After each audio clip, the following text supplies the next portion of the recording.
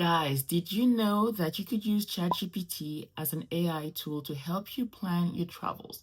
Well, in this video, I want to share with you what I did, or should say, what ChatGPT did for me in planning a whole year for our family as a slow travel slash gap year, move abroad, well, this whole combo. So I'm going to show you exactly, well, I'm going to tell you what were the prompts that I gave to ChatGPT, and it gave me a lot of information, a lot of things that I wouldn't think of.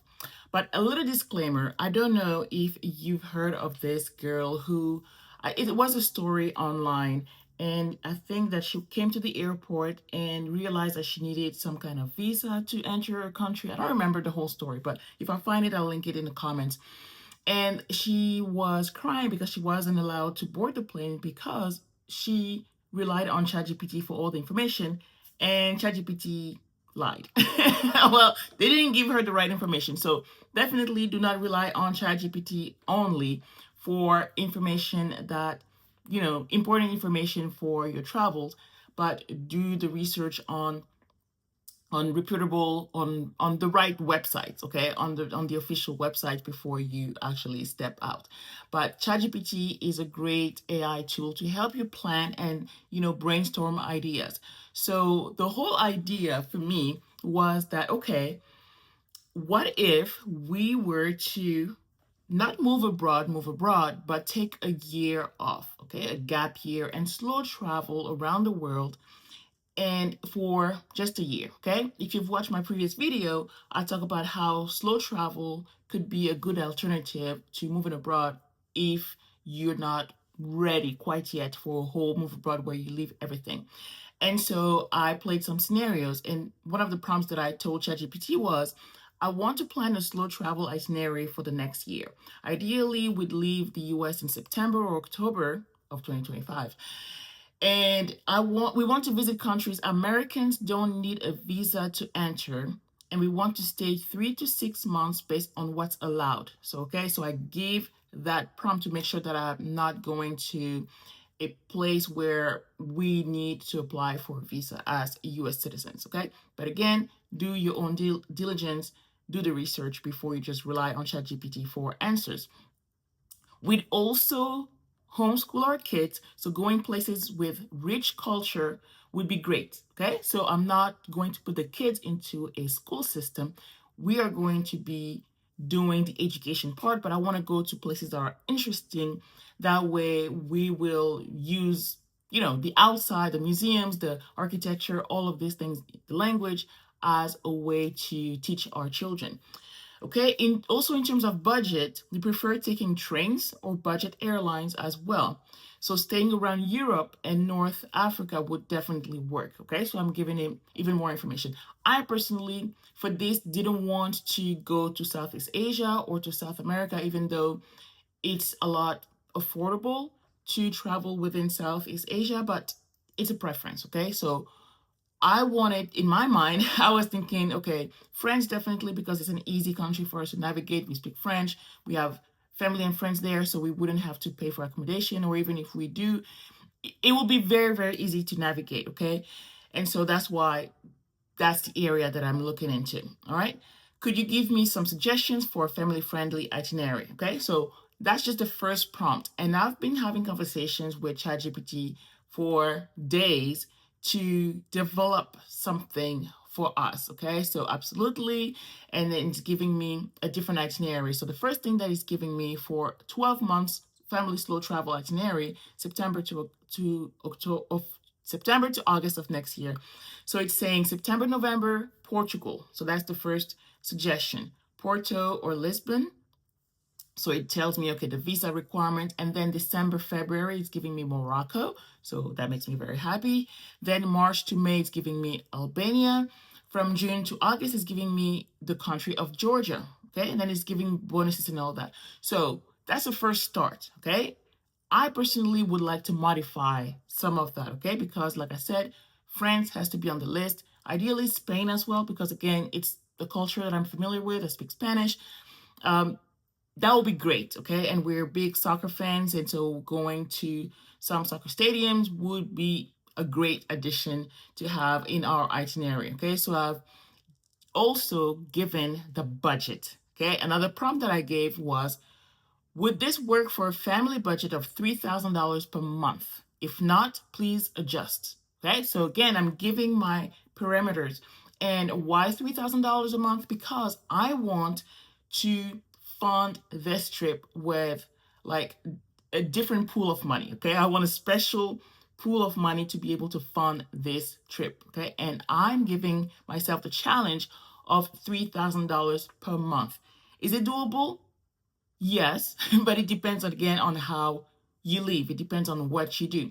So, in order to make that more possible, is to stay in, for example, an Airbnb for more than 2 weeks, more than 3 weeks, okay? And with 4 kids, ages 11 and under, that's ideal. You don't want to be moving around every 2, 3 weeks with young kids, okay? Because that will be too much of a disturbance to their schedule and their routine and all of that. And it's a lot. There's going to be a lot of whining if you do that, okay? So they're usually good travelers and all of that, but you still want some kind of routine or stability in what you do. So again, if you're doing a long-term Airbnb, it's also more affordable than doing just for a week, okay?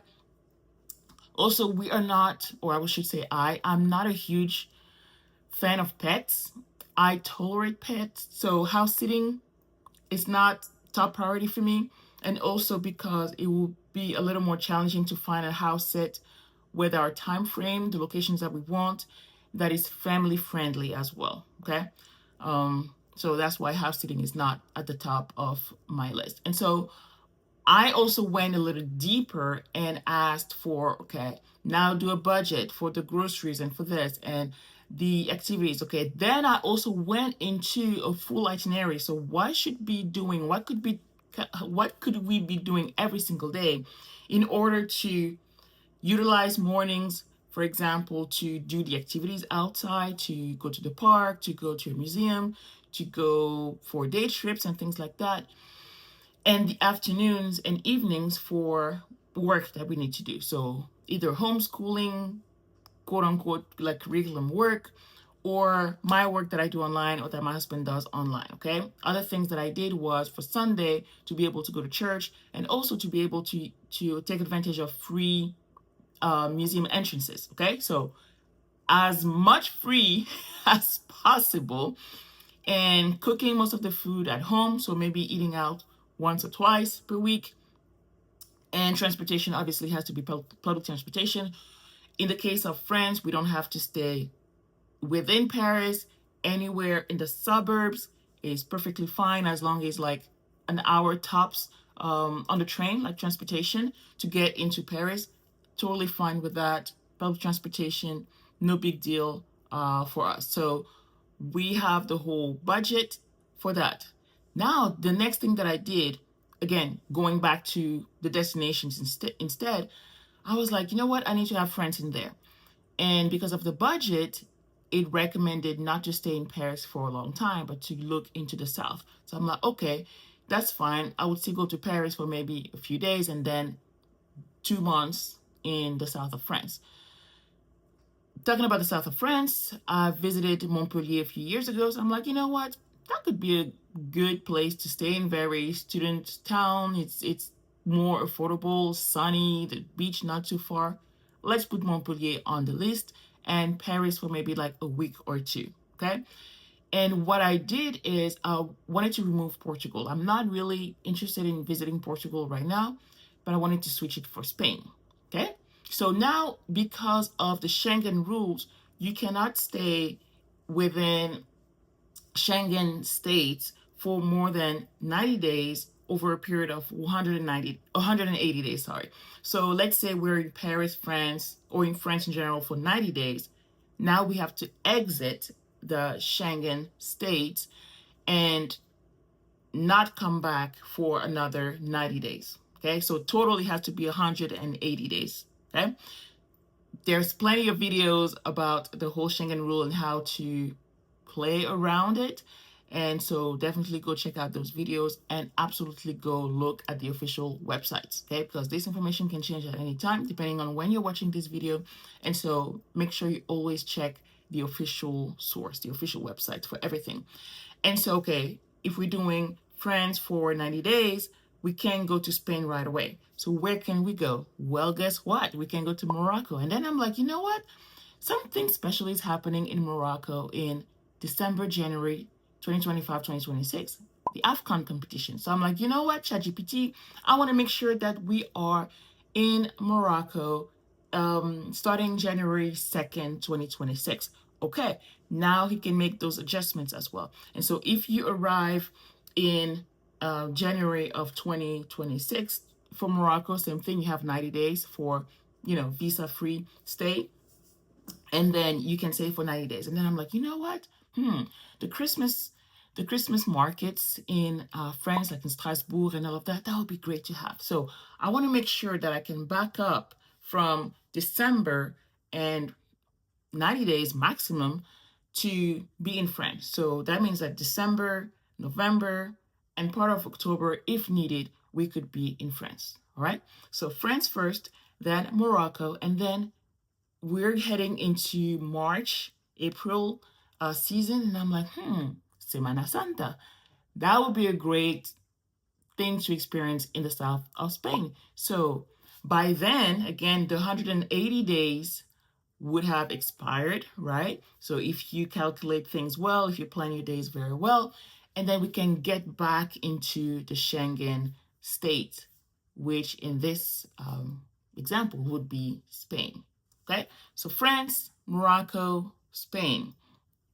Same thing with Spain, not staying in Madrid or Barcelona because those cities are more expensive, but staying in the south of Spain. I visited when I was in high school, actually, so it was a long time ago. Sevilla, Cordoba, and where did we go? I don't know, Granada. And so again, because of the theme of Semana Santa and the religious, historical, cultural, all of that would be so interesting for curriculum, right, for the kids. So again, I want the experience to be part of it. And I mean, don't even mention Morocco, like just the whole country of Morocco, so many things to learn for kids and adults alike. And so, and for Morocco, for budget is not so challenging because it's a more affordable country. And I'm very familiar with Morocco. I was born and raised in Morocco, so I know where to go. And there's definitely places where we could stay for free, probably. But, anyways, so I'm not too worried about the money part when it comes to Morocco. For Spain, again, avoiding the big cities, but like I said, we're big soccer fans, so definitely going to Camp Nou in Barcelona. And so that could be a day trip or maybe even staying a weekend or within like a weekday. So it's even more affordable. So those could be ways you can play with the budget. Okay. So let's continue with our itinerary. So now we're not doing Georgia, the country, but then I'm like, you know what? After Spain, it's not a full year. Where else could we go? Again, we have to get out of the Schengen states and we don't want to do too much within a month, right? Like I said, staying at least 2 or 3 months in each destination, just so that we have a little bit of a routine, a little bit of stability because we have kids and because you don't want to go up and down trains all of, every single week with kids. I mean, 4 kids, 2 adults, that's a lot of carry-ons to carry around. And so the alternative was, okay, what about Albania? For US citizens, you do not need a visa to come in, and you can stay for up to a year. Okay. So again, for all the information that I'm sharing, make sure you check the official source. Don't quote me. Don't quote ChatGPT. Go to the source, the embassy, and the State Department as well, the U.S. State Department. They'll give you the official information. All right. So same thing. Budget for every place. Where can we go? Which neighborhoods could we stay in? For how long? And when it comes to education, the next thing that I did, which I thought was next level, I've never homeschooled my kids, but I love to teach, okay? I've been a college professor. I teach Sunday school at church and all of that. So teaching is not something I'm scared of. And so I feel very, very comfortable homeschooling my kids. But I want to make sure that it's a rich experience, but not so overwhelming. So I want to have downtime as well, so we don't have to go out every single day because that'll be too much, even if it's free. It's just a lot, okay? And so what I did is that because we are in the state of Texas, homeschooling requirements are pretty easy and simple.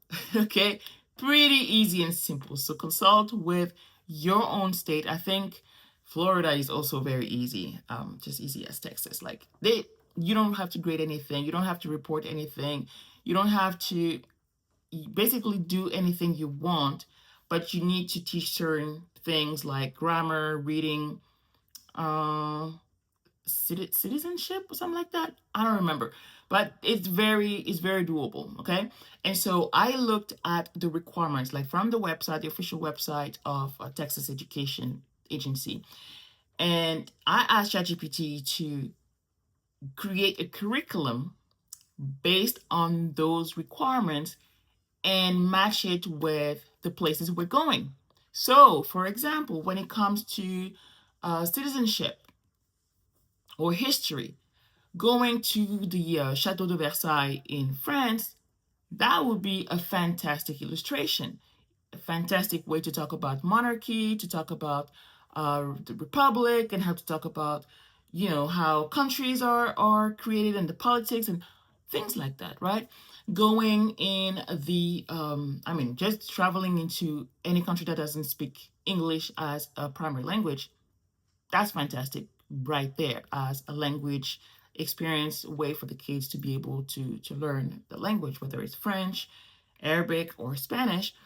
Those, even though they're not in the curriculum for the school requirements, but that's definitely bonus points. All right, and so you can match the curriculum with the things that you're going to see, the things you're going to do. All right. And so I found ChatGPT to be a fantastic tool to help me plan this a gap year based on the things that I know are kind of a must, like Semana Santa, because it's a set week, right? It's a set week. It's between how do you call that? Palm Sunday and Easter, all right? And so we already know the date, it's set. The AFCON games in Morocco, we know the date, even though we don't know exactly what team is going to the second round yet, but we know the dates of the game. So now we're just hoping that certain teams make it through the second round. And by certain teams, I mean Cameroon. Okay, gotta root for Cameroon, obviously for Morocco as well, for the Congo as well. There are teams that we're definitely rooting for.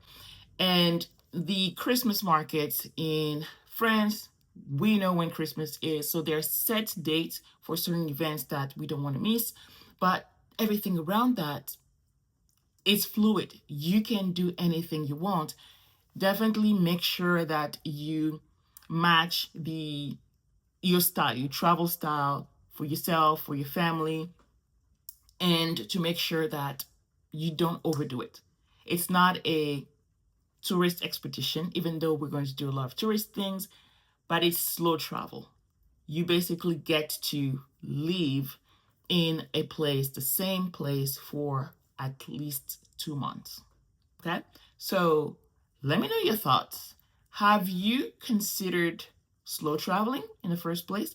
And two, do you use AI to help you plan your trips? Okay. You can go as deep as you want. Like I went deep, not only for itinerary, but for budget, for grocery list. Like it looks at the list from the stores, like the, how do you call that? The weekly ads from grocery stores and the things that we like to eat and creating a budget and how much we're going to spend every week when it comes to groceries, things like that. Okay, so ask ChatGPT to help you out. Do not just rely on that, but it's a good guideline. Okay, so if you have any questions about how I did it and if you know how you could do it too, definitely use those tools. Definitely let me know in the comments if you have questions about that. And obviously, I'm going to keep you updated on as we get closer to these dates and as the plans morph and change into certain things. But I'm really, really excited because, as you know, I'm a planner and I love to do these kind of things. And knowing that this gives you a lot of flexibility because there's no residency requirements, because there's no upfront cost such as putting a deposit for rent or putting your name for electricity and all those bills, or getting phone, certain utilities that you don't have to, go through that hassle because you're there as a tourist, okay? You're just there temporarily, and then you move on to the next place, all right? And so again, putting on your criteria, as many as you can, into AI so that what you get back is what's best for you instead of just generic that doesn't really apply to your situation. Okay. And of course, always go back to the official source. All right. Any questions you have for me, let me know in the comments, and I can't wait to talk to you soon. All right. Bye. Oh, and guess what? I forgot to add that. One thing that I did also for the itinerary is, those flights in countries, this is also very important for your budget because flying from France to Morocco, for example, it's very inexpensive on a budget airline, right? And another way to save costs is by only traveling with a carry-on bag, okay? That's another thing. But doing your itinerary, planning it in a way so that you can catch budget airline. So why start with Spain?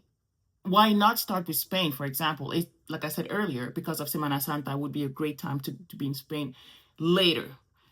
Why start with France? Because one is the most expensive destination, two, because of the Christmas markets, and three, also because it's the culture is very rich and everything, and because we're very familiar with the country. Okay, so but from France going to Morocco, it's very inexpensive by using a budget airline. Okay, like Ryanair, or there are a lot of them. Okay, and so now in Morocco, to go from Morocco to Spain, guess what? You can take a ferry from the city of Tangier, or you can fly as well. Okay, very, very inexpensive to do that. So looking at your between country transportation is also very important. Another country that I added and that I forgot to mention is that, okay, what if we were to add Cote d'Ivoire in the mix? And so now we're looking at, okay, from which country would it be the most affordable to travel to Cote d'Ivoire? So from France to Cote d'Ivoire, there are also some affordable flights, like one way, depending on the season. So in my itinerary, I reshuffled a few things, and I'm like, okay, France, Cote d'Ivoire. Now there's some also affordable. I mean, affordable, it's it's subjective. Flights between Cote d'Ivoire and Morocco. I tried with Cameroon, but from Cameroon to Morocco is extremely expensive. But from Cote d'Ivoire to Morocco, a lot less. So I'm like, okay, Cote d'Ivoire can stay in. From Cote d'Ivoire, and again, these are just one-way flights for 6 people. From Cote d'Ivoire to Morocco, right? And Morocco has to be done for early January because of AFCON. And so now Cote d'Ivoire has to be before that. So is Cote d'Ivoire first or is France first? Okay? You have to manage the whole thing and play different scenarios. And then after Morocco, again, taking a ferry to the south of Spain in, I believe it's 45 minutes. And then maybe drive up to Sevilla or another city. And then from Spain, now taking a flight to your next destination. Okay? So thinking about your itinerary, looking at not just, okay, I want to go here, here, here, but between those countries, what is the most efficient and most affordable way to go to travel between those countries, with a very tight budget. Okay, so I just wanted to add that because I was looking at my ChatGPT and I'm like, oh yeah, I actually talked about that as well. So I hope that helps. And again, any questions, just let me know in the comments. Bye. Bye.